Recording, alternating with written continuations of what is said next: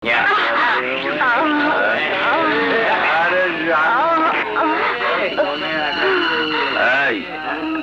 তুই?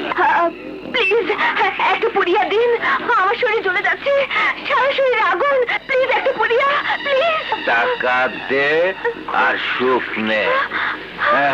টাকা দে। টাকা? টাকা যে আমার কাছে নেই, প্লিজ একটা পুড়িয়া দিন, আমি টাকা দিয়ে দেবো। নো, টাকা ছাড়া সুখ নাই রে পাগল। প্লিজ, পাগল না হলে আমি বাঁচবো না। টাকা জোগাড়ের ধান্দা আমি কইরা দিতে পারি। 1 ঘন্টা কাম করবি, যত পুড়িয়া লাগে আমি দেব। কাম করবি? করবো। বলুন কি করতে হবে? চল আমার সাথে।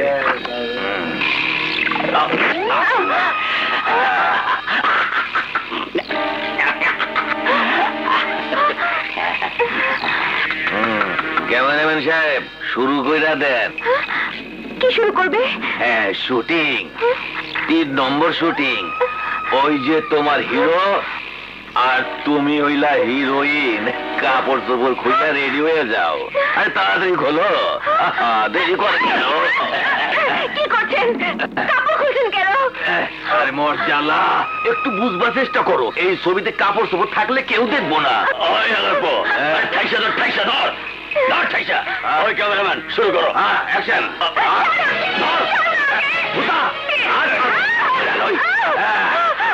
ক্যামেরাম্যান, তাড়াতাড়ি কাপড় খোল। তোর ভিডিও দেশে বিদেশে হাজার ডলারে বিক্রি করো।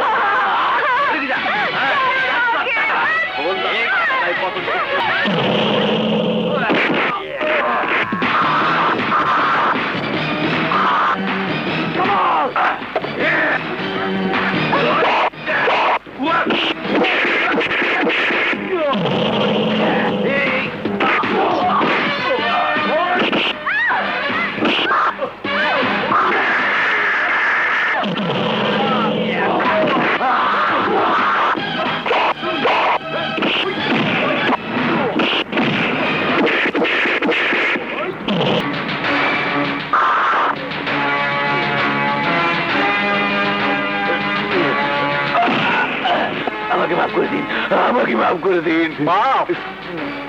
তোকে মাফ করলে আদালত থেকে জামিন নিয়ে আবার এই ধান্দা শুরু করবি।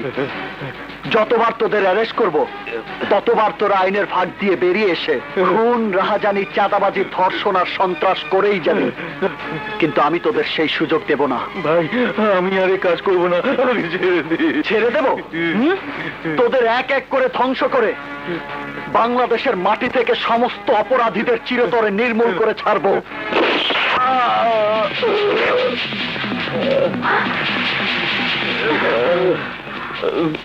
স্যার, ইন্সপেক্টর, লাস্ট পোস্টমর্টমের ব্যবস্থা করুন। Okay sir.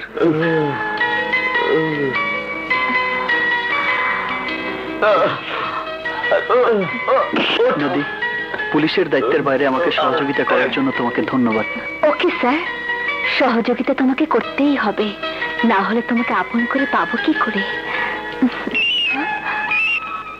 হ্যালো, এএসপি সংগ্রাম বলছি।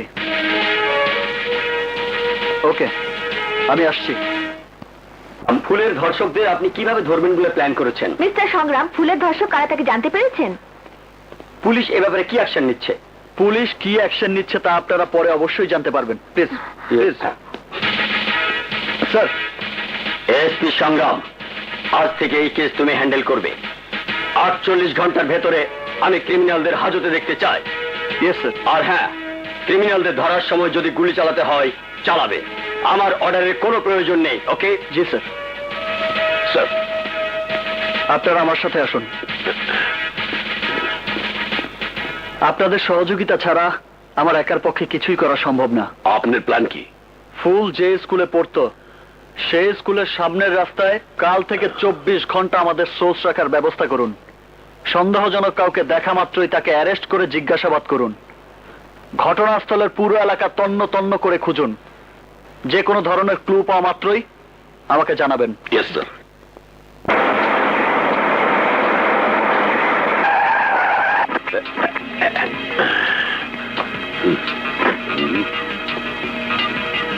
মিস নদী, আপনি একটু খুঁজে দেন ওদিকে। Okay sir. মুই এদিক দেখতে আসি।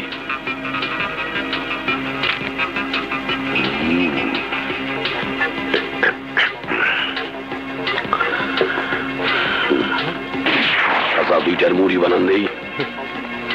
প্রত্যেক দিন কি এই সময় এই রাস্তায় মুড়ি বেচেন? জি স্যার, স্কুল ছুটি হয় তো তাই একটু বেশি বিক্রি করি। গতকাল স্কুল ছুটির পর একটা মাইয়া এই রাস্তার উপরে ধর্ষিত হয়েছে। আমনে তাগুলো দেখছেন নাকি? না স্যার। দেন নাই? সত্যি দেন নাই? তবে ভয় পাইতেছেন কে?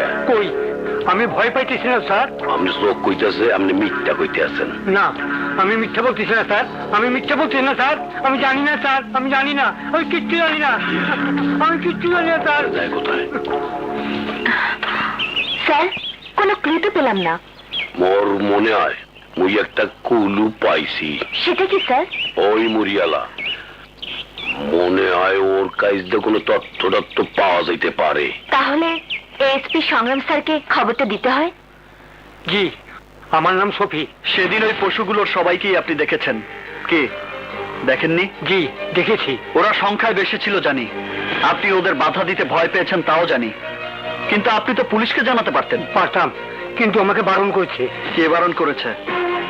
আমি বারণ করেছি।